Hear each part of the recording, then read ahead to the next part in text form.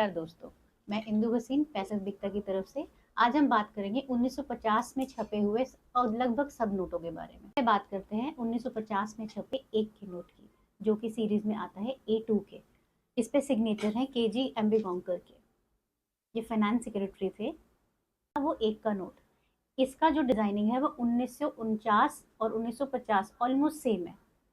इसके करीबन 125 करोड़ नोट छपे थे, तो इसमें करीबन एक नोट की वैल्यू एक से 1,500 2,500 तक चली जाती है। लेकिन 1949 में जो नोट एक के आए होंगे उनकी वैल्यू जाहिर है इससे ज्यादा है। आपको पिछली वीडियोस में कट ऑफ के बारे में बताया गया था, इसीलिए हर सीरीज में कट ऑफ सीरीज होती है। इसकी भी करीबन कट ऑफ सीरीज है जो ऊपर दी गई है, मेंशन की जाएगी, और कट ऑफ सीरीज की वैल्यू बाकी नोटों से और ज्यादा हो जाती है।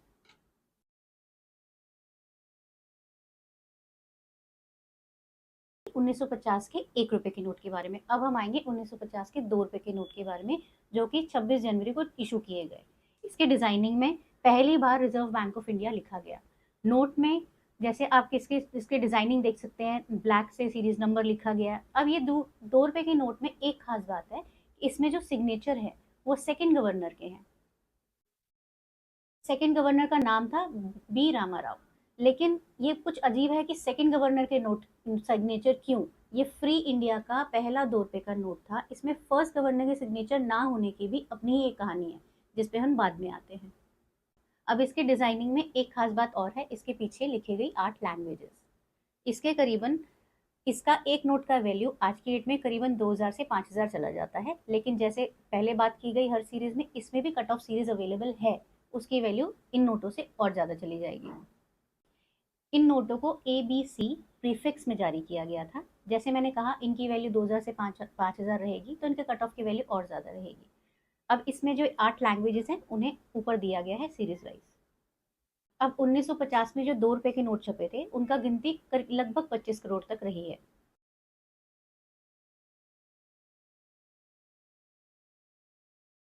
अब ये एक नोट है 1950 में छपे 5 का। इन नोटों की गिनती करीबन करीबन 35 करोड़ छपे थे। इसकी वैल्यू 1500 से 5000 तक जा सकती है। लेकिन जैसे मैंने पहले बताया, हर सीरीज में कट ऑफ सीरीज होती है, तो इसमें भी अगर कट ऑफ सीरीज का नोट होगा तो उसकी वैल्यू डबल हो जाती है। 5 रुपए की नोट की निशानी खास करके ये 3 हिरण है जिसके बैक साइड पे बने हुए हैं।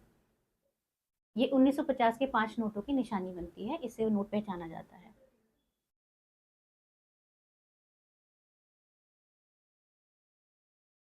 अब आते हैं हम 10 के नोट पे। 10 के नोट में एक खास बात है कि 10 के नोट की छपाई 1949 की जून में स्टार्ट हो गई थी।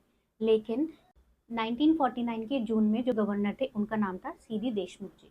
लेकिन कहानी ये है कि एक महीने में इन्होंने वॉलेंटरी रिटायरमेंट ले ली। लेकिन 1949 में 1 जुलाई को जिन्होंने गवर्नरशिप संभाली उनका नाम था बी रामाराव। तो 10 के नोट एक महीने में जितने छप पाए, उसके बाद बी रामाराव जी की सिग्नेचर के साथ नोट छापे गए जो इशू में आए। 15 से 60,000 तक का वैल्यू भी ये 10 का नोट रखता है। अब इसके बाद जब जुलाई में रामाराव जी के सिग्नेचर के साथ नोट आया, तो क्योंकि ये नोट गिनती में ज्यादा थे तो इनकी कीमत करीबन 5,000 तक रही। लेकिन अगर यही नोट कट ऑफ लिस्ट का आ जाता है तो इनकी कीमत 8 से 10,000 भी जा सकती है।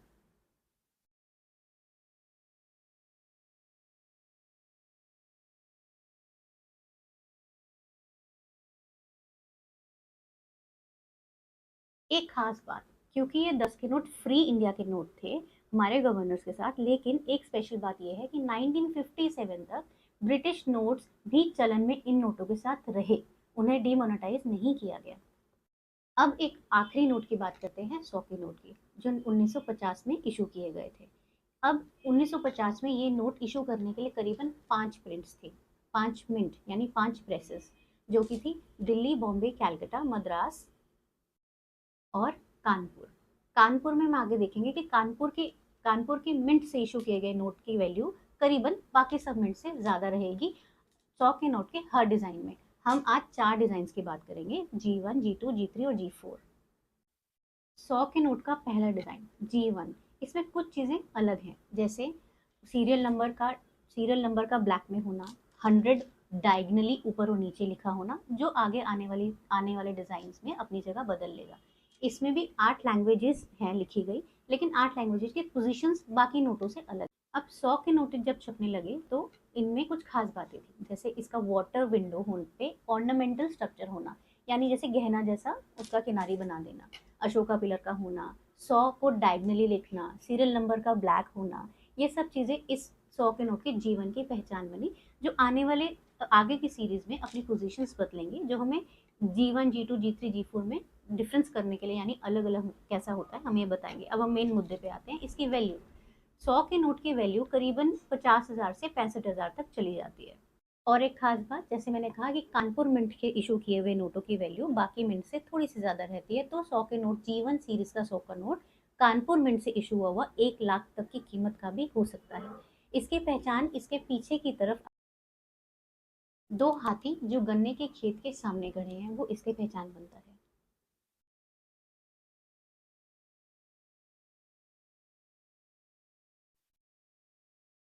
अब हम बात करते हैं 100 रुपए का G2 सीरीज का।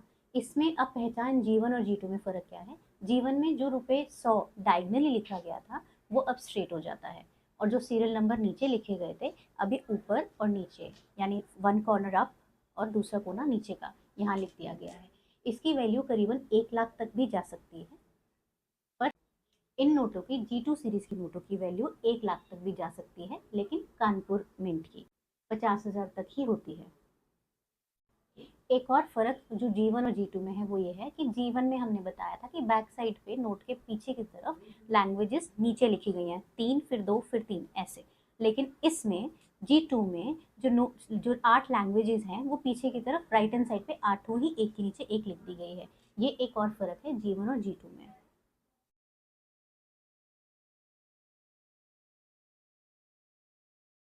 अब G1, G2 और G3 सीरीज में जो सबसे बड़ा फर्क आया वो ये था, जो सीरियल नंबर बाकी G1 और G2 में ब्लैक कलर से लिखा गया था वो अब रेड हो गया। अब जहां हम इसकी कीमत की बात करें, कानपुर मिंट से इशू किए नोटों की करीबन वैल्यू 50,000 तक भी जा सकती है, 15 से 50 के अंदाजन, लेकिन बाकी मिंट्स की वैल्यू हद 25,000 तक की ही मिल पाती है।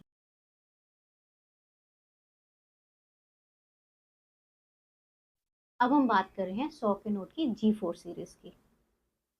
G4 सीरीज की पहचान, बाकी 3 सीरीज में नंबर यानी डिनोमिनेशन लिखा गया था 100 रुपया, G4 में इसको 100 रुपया लिखा गया। इसकी कीमत करीबन कानपुर में 10 से 40,000 तक और बाकी मिंट से इशू किए गए नोटों की कीमत 25,000 तक ही मिल पाएगी।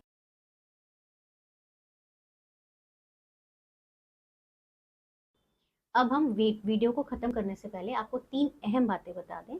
हर सीरीज की कट ऑफ सीरीज की वैल्यू बाकी नोटों से ज़्यादा होती है, एक चीज़।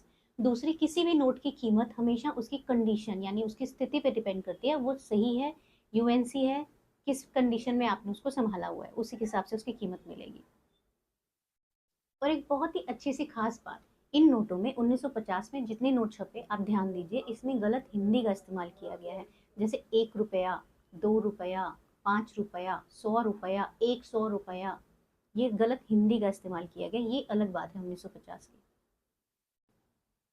अब आखिर में मुझे आपको ये बताते हुए बहुत खुशी हो रही है कि आने वाले जून 20, 21, 22 जून को पैसा भी बिकता है अपनी एग्जीबिशन एग्जीक्यूट कर रहा है मेरठ में, जिसकी डिटेल आपको आगे दी गई है। उम्मीद करते हैं आप सब बढ़ चढ़कर इसमें हिस्सा लेंगे। लाइक वीडियो देखने के लिए धन्यवाद। उम्मीद करते हैं आप हमारी आने वाली वीडियोस भी ज़रूर देखेंगे, और लाइक और सब्सक्राइब करना ना भूलें। Thank you. जय हिंद।